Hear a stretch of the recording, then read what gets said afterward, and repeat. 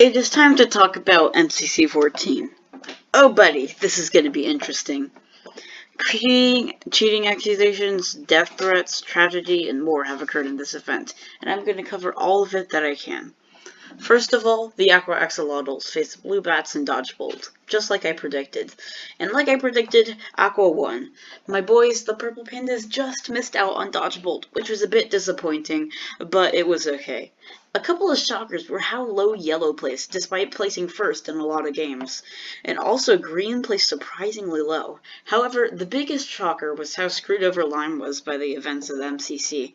You can't have something without a little controversy, so let's dive into the events that occurred in this tournament with the blame-o-meter to see who is most to blame for the events and reactions of the community, just from my perspective. On the lowest end, we have false symmetry.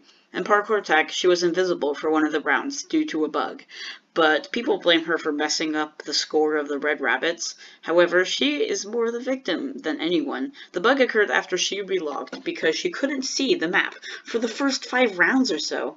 Yet nobody is talking about this, they're all focusing on Tommy. Next, we have something controversial. H-bomb, H-bomb. I have seen people say that he should get permanently banned from MCC because he abused this glitch, even though everyone else knows about it. And while I do think that he shouldn't have done this, what if the tables were turned? If Dream or any other player did this, it would be labeled as a big brain play. Though people sometimes come back that Dream would get immediately cancelled if he does something like this. Let's use an example from another event, like Wilbur's Rocket's Lethal Electric Glitch. This was shown on the highlight reels and was a funny moment. I think, however, that H-bombs should be a bit more held responsible than Wilbur was for this because he used it more intentionally, but I think that the hate is undeserved. All he did was just spam spacebar. After this, we have survival games. Overall, this is just in my opinion, it's a flawed game. I may talk about this more in depth in another video, but the game is very high risk, high reward, and I thought they would change it or do something about it in the next season, but they didn't. And it causes a massive discrepancy in points between first and last. A team can end up with close to 0 points, and it sometimes is just based on bad luck more than PvP skills. Like Lime got stuck between 2 teams and had little to no gear, and were targeted because of Fruit's pop-off performance in Sky Battle. They should do what they did with Sky Battle, and make it quick 3-round game, or just get rid of it. Now we get to some of the higher blame for the event. We have the big streamers with hundreds of thousands of viewers, especially Dream and Sapnap. And surprisingly, Tommy handled everything well, so I am not going to put Tommy under any fire for anything that he did because he handled this a lot more maturely than Dream and Sapnap did. They used their status to make people think that the Blue Bats and Green Guardians were the victims, and at the end, Dream raided Sapnap so his viewers could watch him do Dodgeball, and after he lost Dodgeball to Sapnap, using all of Dream's viewers started reviewing the clips and yelling at Scott and H-Bomb for cheating. And it wasn't just him and Dream, it was also like Puns, Quackity, and George, and this was a very, very inappropriate reaction, and though they have the right to be angry, they don't need to broadcast it to as many people as they did. This caused their dedicated fans to make clips of them exposing these people and causing so much hate towards Scott and H-Bomb, 2 people who don't deserve hate and just need criticism if they done something wrong like they did. They should have handled their situation like Lime. Lime were one of the true victims of the event. I'll talk about that later. However, they laughed it through and channeled their anger at Scott through other ways, like dunking him at the Decision Dome, like killing him during Battle Box and targeting him and everything else in the later events. Next of all, we have Scott, probably the biggest controversy of this event. The event organizer who holds everything together has gotten under fire for testing the Ace Race map before the event and sharing some of the information with his team. This is a role of Nox crew and beta testers to work out the bugs and not a person who is actually going to be in the event. However, there should be more constructive criticism than death threats. Many people are angry at him for sharing the information with his team, and though the first suggestion about going left was a bit sketchy, the one about diving under occurred after he completed his lap, which was fair game for him to share. The reason people got so turned around was because they were following Phil instead of Scott. This caused a swarm of people to disregard the arrows in front of them. If everyone wasn't following the crowd, it would be pretty easy to notice that the arrows were in front of you and people wouldn't immediately look towards the left.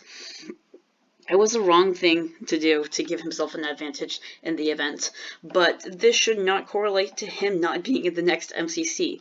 He works hard without pay to get these things organized and keep everything under control. Playing in the event is his reward, and if there is anyone who deserves a practice run of the ace race before the event, it has to be Scott. His team didn't even get first, it got third place, so he shouldn't get too much anger for sharing it with his team. Now we have the map creators, Nox Crew, which were and still are my favorite map creators.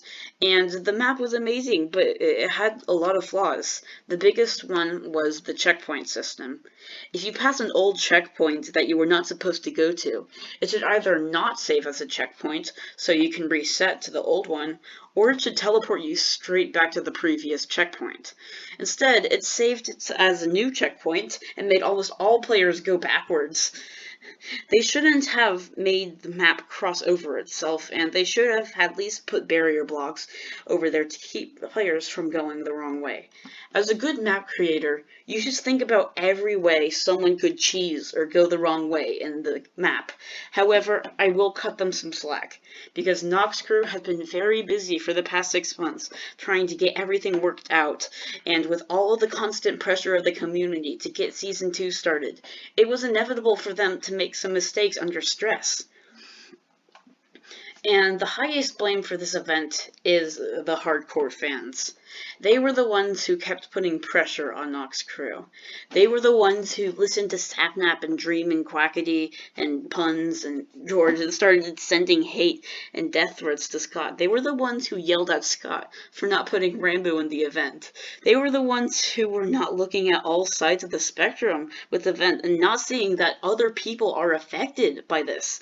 The two teams that come to the mind that were scuffed out because this event occurred were not red, it wasn't blue, it wasn't green, it was the Purple Pandas and the Lime Llamas. But I can kind of get behind the red and blue getting scuffed out as well.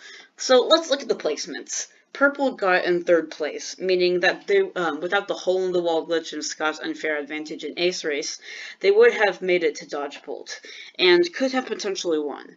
Instead of having a solution being an automatic win for blue, give a true dodge bolt between purple and blue to see who would win.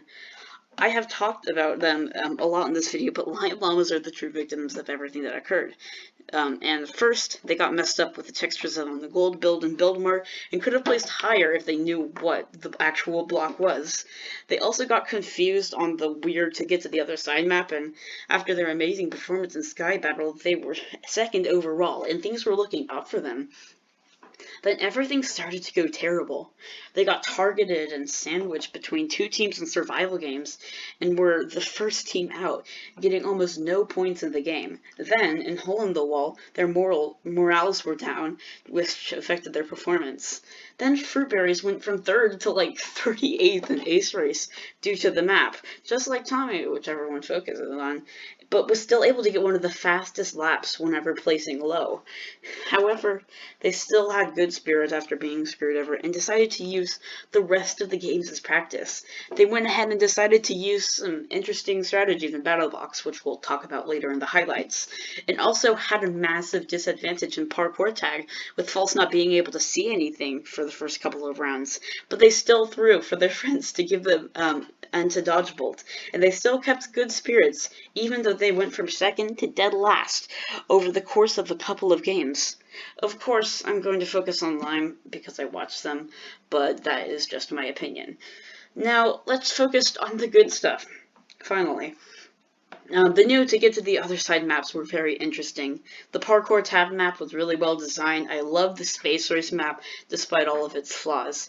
And especially Sky Battle. This Sky Battle was one of the best one I have seen yet. Because of the new map, it gives more people a chance to survive, causing a chaotic ending, setting up good plays with like Tommy and Fruit Berries. And though I think that they should try to remove or ban the glitch that happens in Hole in the Wall, the new map is sick. Now let's get over to the highlights. First we have Fruit's 1v7 in Sky Battle. The best play in MCC, I am calling it, where he bridges up, places TNT on the other team, builds up, goes to red, and spleefs off two of the member, then builds a nice little kind of area for himself, crits out Vic and Nikki, builds up, kills Nikki, drops down, knocks Tapple off, and breaks the blocks and kills Wisp to win the game. Also, Tommy got a nice 1v3 by suicide bombing with creepers. We also have Phil's amazing performance in To Get to the Other Side in Whack-A-Fan. Catherine Elizabeth just killed a child, feeling good. That was hilarious. Yellow popping off an ace race despite not knowing the map and going against Scott S. Major. Hashtag get wooled with Line taking a page out of the Simmers books. SB and Wisp finally getting an appropriate placement for their skill. And Red getting a full team finish in survival game with Nikki getting in the top 5. Well, anyway, that's going to be it for this video. I really hope you enjoyed it. Feel free to harass me in the comments. I don't care. It is good practice for debate. And I will see you in the next video. Subscribe.